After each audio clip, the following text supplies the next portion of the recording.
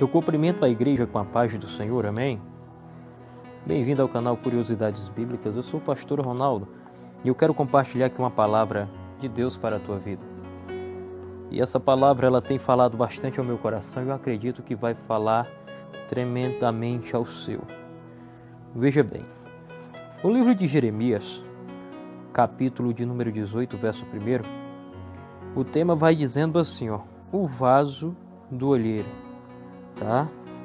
A impenitência do povo. Então, se você ainda não é inscrito no canal, se inscreva, comente, compartilhe, deixe o seu like e ajude esse canal a crescer para a glória de Deus.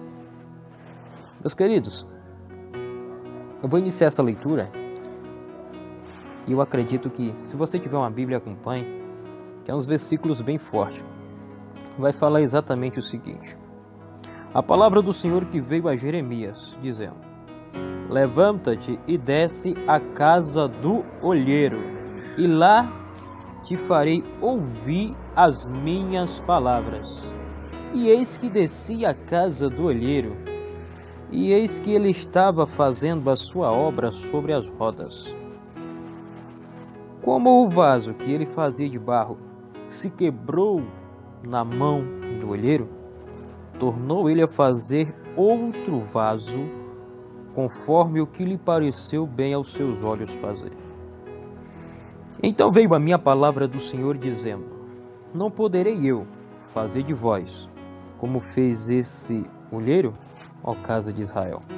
Diz o Senhor: eis que como barro na mão do olheiro, assim sois vós nas minhas mãos, ó casa de Israel. Eu quero ler aqui mais um pouco o verso 7, que vai dizer assim: no momento em que eu falar contra uma nação e contra um rei, que para arrancar e para derribar ou para destruir, se a tal cidade contra a qual eu falar se converter da sua maldade, também eu me arrependerei do mal que pensava em fazer-lhes. Somente até aqui. Meus queridos, essa é uma palavra muito poderosa da parte de Deus.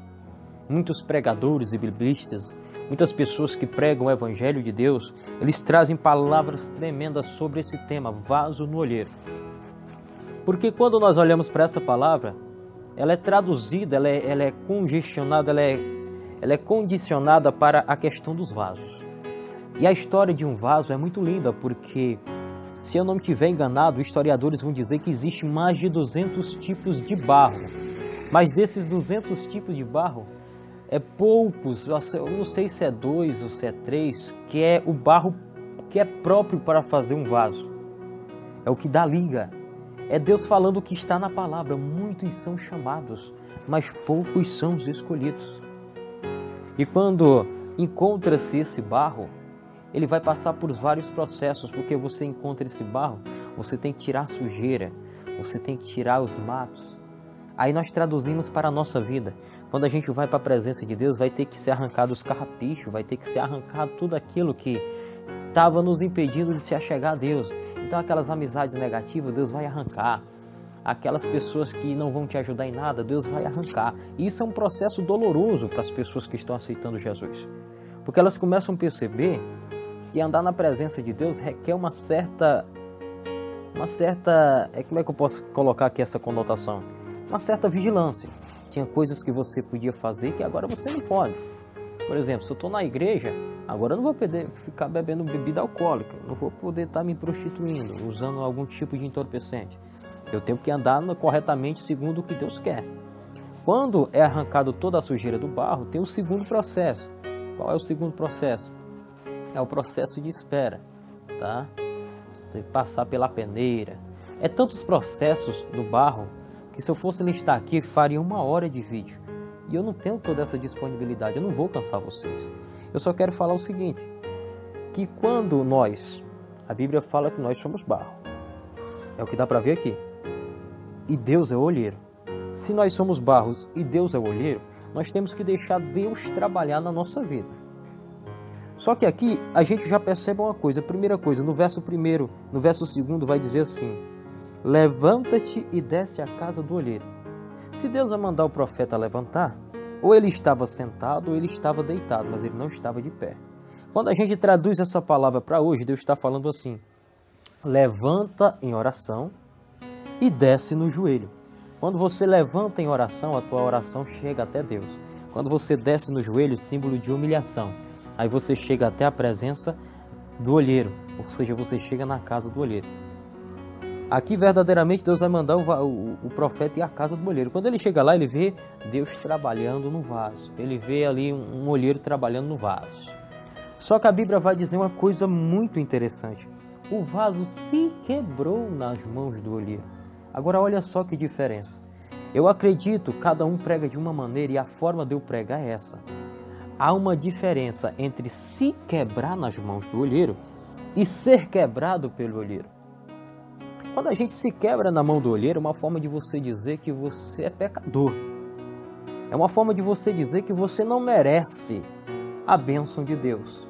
Então você faz o quê? Você se quebra na mão do olheiro pedindo misericórdia. Agora, quando o vaso tem que ser quebrado pelo olheiro, é diferente. Significa que a pessoa está com o coração muito duro. Vocês vão ver muitas pessoas dizendo, quem não vem pelo amor, vem pela dor.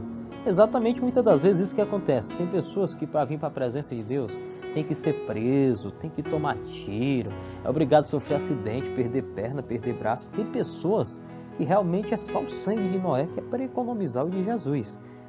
E isso vai de cada pessoa, vocês entenderam? Mas o ideal é que a pessoa venha para a presença de Deus de uma forma tranquila e sossegada, beleza? Então é isso que a Bíblia vai dizendo. Que quando ele chega lá, ele vai ver o vaso na mão do olheiro e o vaso vai se quebrar. E Deus voltou a refazer esse vaso, conforme lhe pareceu bem. Mas aqui acontece um mistério. O último processo pelo qual o vaso vai passar é o processo da fornalha. Quando o vaso passa pela fornalha, a quintura máxima vai testar se ele não vai trincar, se ele não vai rachar, se ele está pronto. Para ser colocado dentro dele azeite, para ser colocado dentro dele vinho, tudo que você imaginar dentro de um vaso que não vai vazar. Só que quando o vaso passa por dentro da fornalha, que ele sai da fornalha naquela forma já para ser usada, se quebrar não tem mais jeito. Só que a Bíblia vai dizer aqui que o vaso se quebrou e tinha jeito. Por quê? O barro ainda estava mole. O barro estava na mão do olheiro. O barro não tinha passado ainda pela fornalha. O que é isso? É que tem pessoas que o coração é tão duro, é tão endurecido, que se sair da presença de Deus, meu querido, acabou. Só o Senhor para ter misericórdia. Enquanto tem pessoas que podem estar desviadas, tem pessoas que podem estar no mundo das drogas, da bebida, da prostituição, tem pessoas que estão dentro da igreja, estão se sentindo fracas, mas quando Deus tem um chamado na vida dele, eles se quebram na mão do olheiro. Eles voltam ao primeiro amor. Eles voltam a sentir aquela unção que jamais eles tinham sentido. Se é que você pode me entender aqui. Então é uma diferença muito grande. Essa palavra é muito linda.